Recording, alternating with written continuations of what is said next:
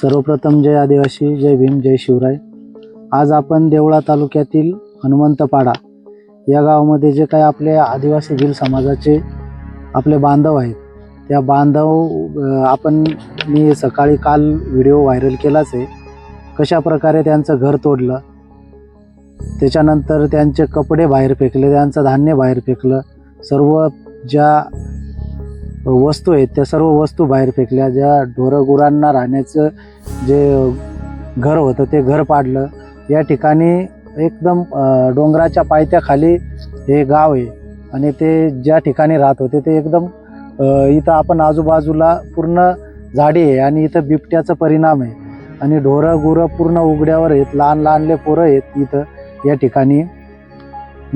अशा प्रकारे काही समाजकंटकांनी इथं येऊन घरं तोडले आणि घरं तोडले, पण त्यांनी अशा प्रकारे कायदा हातात घेतला की ना फारीसवाले ना कोर्टाची कोणती नोटीस न येता त्यांनी या ठिकाणी जे काही जागा करत आहेत ते त्यांचे खाते उतारे आहेत, या दंडाच्या पावत्या आहेत आणि त्यांनी त्यांचं खासगी ना कोणाला विचारता खासगी ट्रॅक्टर घेऊन त्यांनी चारी मारलेली बघा। म्हणजे हे लोक कायद्याला सुद्धा मानत नाही। यांनी असं स्वतः येऊन या ठिकाणी आपल्या बांधवांचे घरं तोडले, परत चारी मारले। हे वन विभाग काय झोपलेलं आहे का, पोलीस प्रशासन काय झोपलेलं आहे का, हे का बरं याच्यावर काही बोलत नाही? तर भाऊ तू गेला होता पोलीस स्टेशनला ना? हा भाऊ ज्या वेळेस पोलीस स्टेशनला गेला ते व्हिडिओ आहेत आमच्याकडं। त्या पोलीस स्टेशनला गेल्यानंतर त्याने सांगितलं माझा अर्ज लिहून घ्या, माझी तक्रार आहे, तक्रार नोंदवून घ्या। त्या ठिकाणी काहीतरी ते जोशी मॅडम म्हणून आहेत, तिच्यावर तर मी सर्वप्रथम सांगतो तिच्यावर अॅट्रॉसिटी दाखल केल्याशिवाय आम्ही राहणार नाही। त्या मॅडमांनी त्याला हाणमार केली।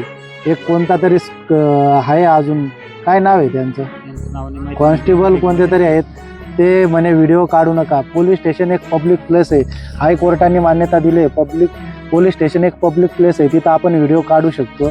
त्याने त्याच्या सिक्युरिटीसाठी व्हिडिओ चालू केला होता।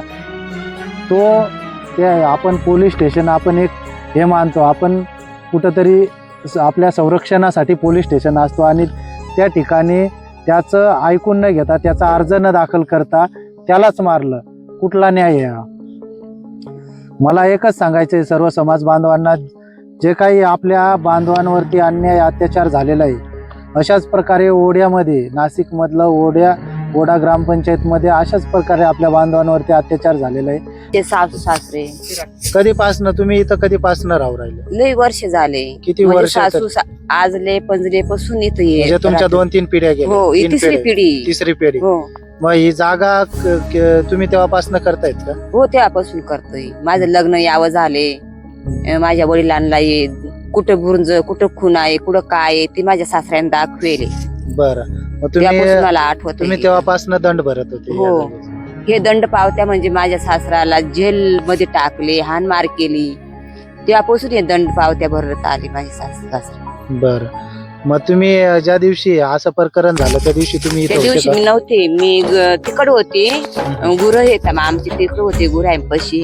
हा लहान मुलगा आला पळत पळत, मग म्हण काकू आपले घर समजा फेकजोक चालले म्हण, मग तिथून आले। बरोबर दादा, तू जेव्हा तिथं गेला होता तेव्हा तू तिथं जे काही पोलीस अधिकारी होते तुझा अर्ज लिहून घेतला नाही ना त्यांनी? नाही, मी पहिल्यांदा गेलो ना, मला बोलवलं, नंतर आणखी बसवलं त्यांनी। म्हणजे ज्या दिवशी 14 तारखेला बाबासाहेब आंबेडकरांच्या जयंतीच्या दिवशी आई माझी आई आणि भावाला पाठवलं, तर त्यांनी त्या दिवशी गुन्हा दाखल नाही केला। दुसऱ्या दिवशी म्हटलं माझं स्वतःचं नुकसान झालेलं आहे, मी स्वतः गेलो आणि तिथले काही पोलीस स्टेशन मध्ये काही कार्यकर्ते त्यांना माहिती होती त्या गोष्टीची कशा पद्धतीने अर्ज करायचे, आणि त्यांच्या माहितीनुसार मी तिथे गेलो।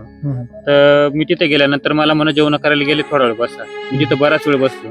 त्याच्यानंतर मला जवळ बोलवलंय, मी कुठून आलाय म्हटलं हनुमंतपाड्यावर, मला म्हणत तुम्ही बसा आधी यांचं मिटून घेतलं। मग मला खाली बसवलं, त्यांचं झाल्यानंतर मला बोलवलं, मला म्हटलं गुन्हा दाखल, मी इथं 5 वेळेस पहिला येऊन गेलोय, माझी आई आली ते धरून 5, मी आज आलोय, माझी 6वी वेळेस मी गुन्हा दाखल करायला आलो। 6 वेळेस तुम्ही पोलीस स्टेशनला जाऊन आले? मग 6 वेळेस गुन्हा दाखल करायला गेलो, तर मी मोबाईल असा धरलेला होता, शूटिंग चालू केली, असा मोबाईल धरला होता आणि त्यांची शूटिंग काढली। नंतर त्याने लगेच तो विषय पलटवला, मग मी स्टॉप केली ती। त्याच्यानंतर मोबाईल आणखी खाली ठेवला। नंतर मग ते दुसरे कॉन्स्टेबल आले, ते बोलायला लागले, मग त्यांना म्हटलं काय बोलताय, तर मग मी व्हिडिओ शूटिंग काढायला सुरुवात केली। ते लगेच दमदाटी करायला लागले, माझा मोबाईल हिसकावला त्यांनी लगेच मला म्हणा आत ये म्हणा, त्याला याला गेलं म्हणा आत घेतलंय. लगेच दरवाजा लावला त्यांनी, पहिले पट्ट्याने मारले आणि त्या लेडीजने ना पायात बूट घालून माझ्या पायावर पाय लाथा मारल्या.